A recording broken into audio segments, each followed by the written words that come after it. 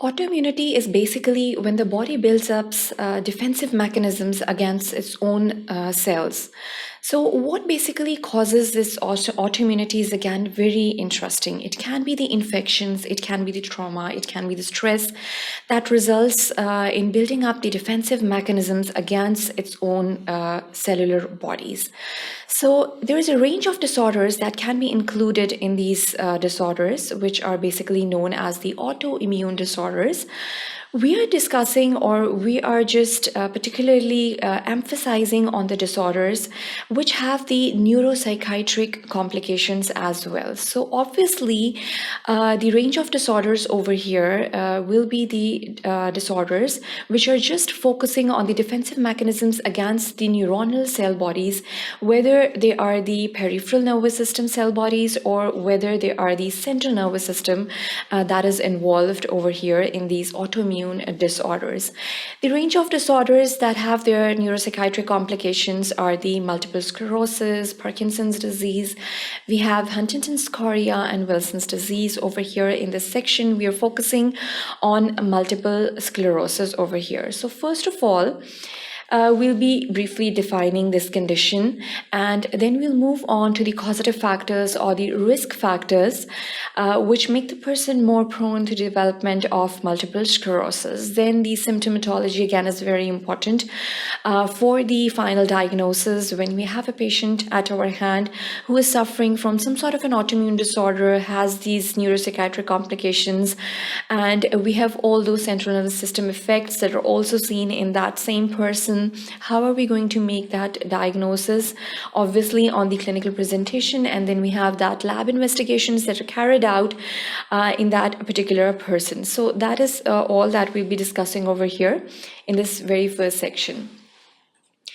The clinical presentation of multiple sclerosis or MS is quite different in different people. It varies in men, women of different age groups over here. For example, we have a person, Sam, that is basically 45 years old, divorced white man who has looked and felt fine since he was diagnosed 7 years ago. So this can be one of the pictures. He's diagnosed, but he is feeling fine, although he's a diagnosed case since 7 years.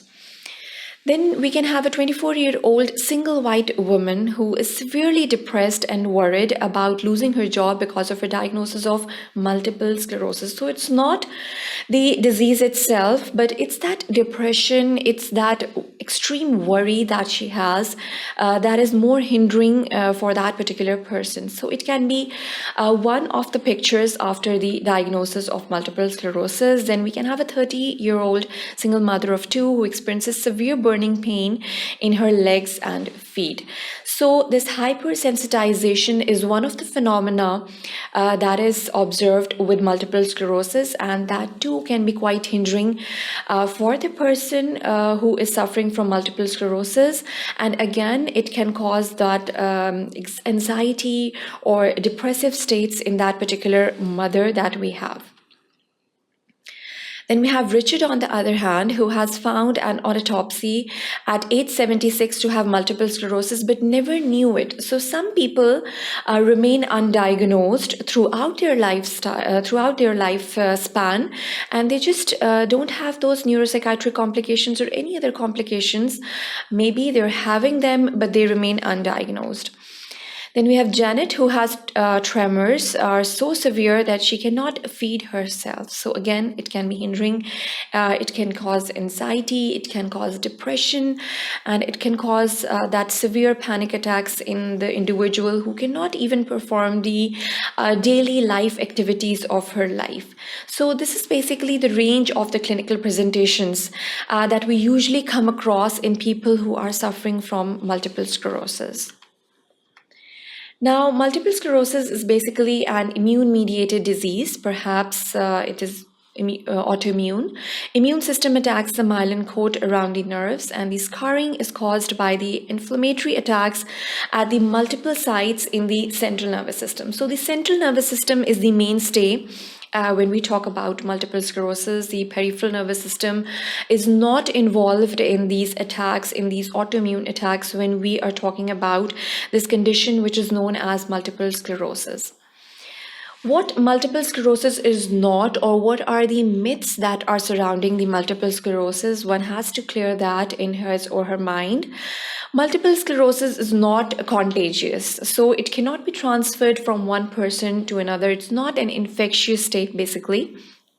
It's a directly inherited phenomena, always severely disabling.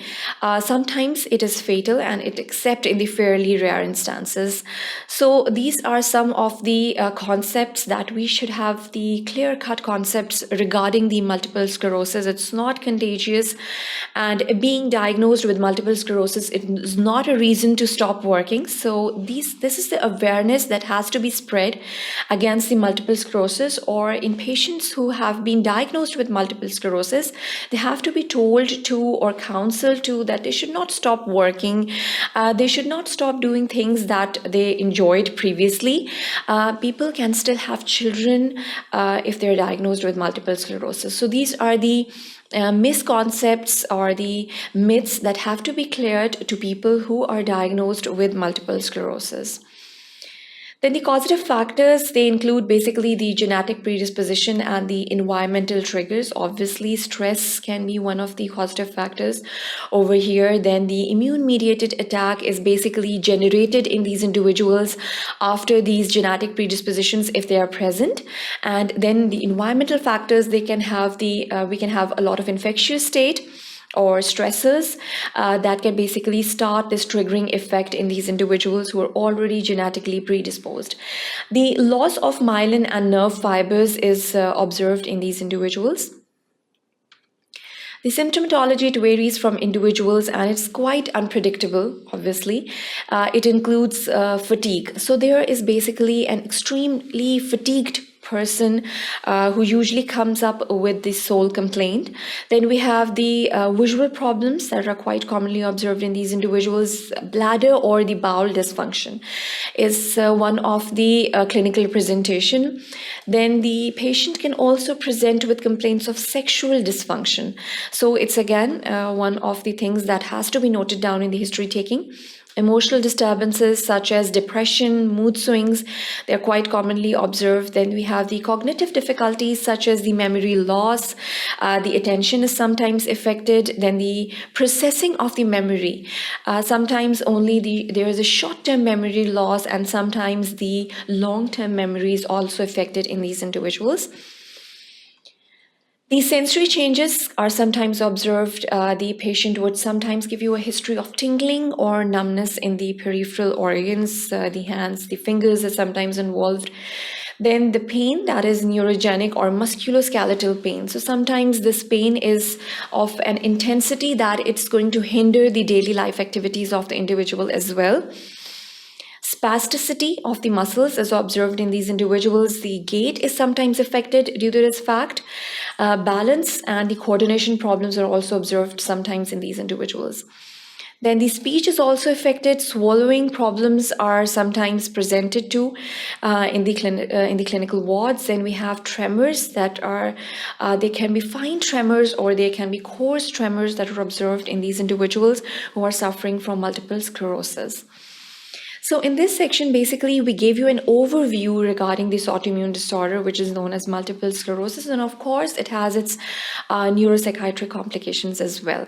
So that is the end of this section. Thank you for watching sqadia.com.